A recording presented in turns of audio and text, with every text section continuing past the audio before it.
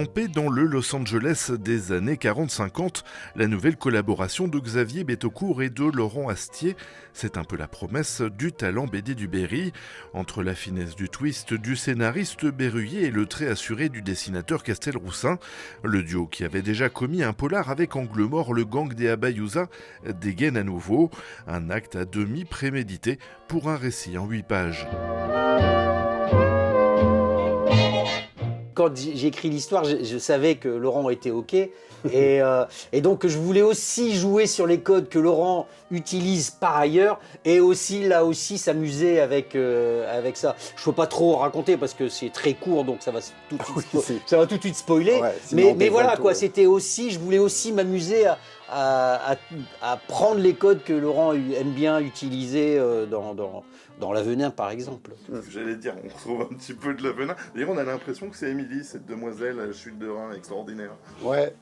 Bah, j'aime bien justement réutiliser un peu mon actrice préférée dans un peu toutes mes histoires. Ça fait longtemps d'ailleurs, hein, parce que ça a commencé avec Cellule Poison, après je l'ai réutilisé dans l'Avenin, et puis là de lui donner encore un petit rôle dans ce 8 pages, je trouvais ça intéressant, quoi. Inscrit dans une démarche d'album collectif, 15 auteurs triés sur le volet se sont penchés sur la question de l'alibi.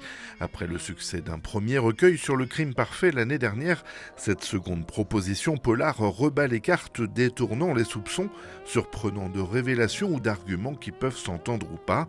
Une multitude d'univers qui se côtoient pour ce 112 pages rempli d'intrigues. Ce qui est intéressant justement dans l'idée de collectif, c'est que ça rassemble autour d'une idée, mais que graphiquement et même en termes de scénario, on peut avoir en fait des formules vraiment différentes.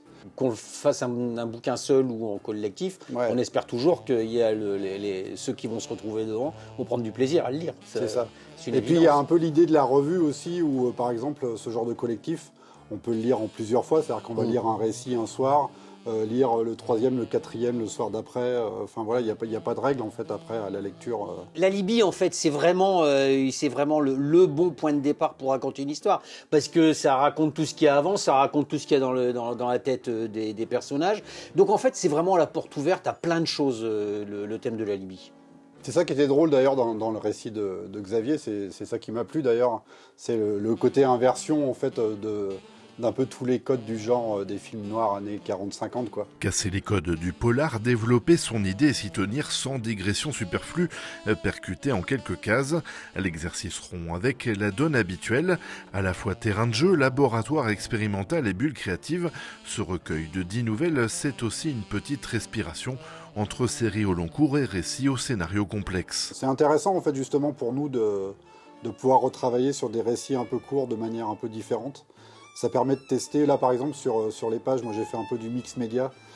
C'était un peu la première fois que je faisais ça, où en fait j'ai ancré mes planches sur palette graphique, sur ordinateur. Ensuite je les ai imprimées et les lavis ont été faits sur papier, quoi. Voilà, donc ça permet en fait de tester aussi des nouvelles recettes sur un temps très court, quoi. Et pourquoi pas sur les futures créations personnelles. En janvier, Les âmes fendues de Xavier Betaucourt retranscrira une année d'immersion au sein de l'hôpital psychiatrique d'Angoulême. Laurent Astier a de son côté entamé l'ancrage après avoir terminé le storyboard de son prochain gros album prévu courant 2025. Il sera présent ce week-end à Blois en dédicace pour BD Boom, samedi de 16h à 18h et dimanche de 11 à 13.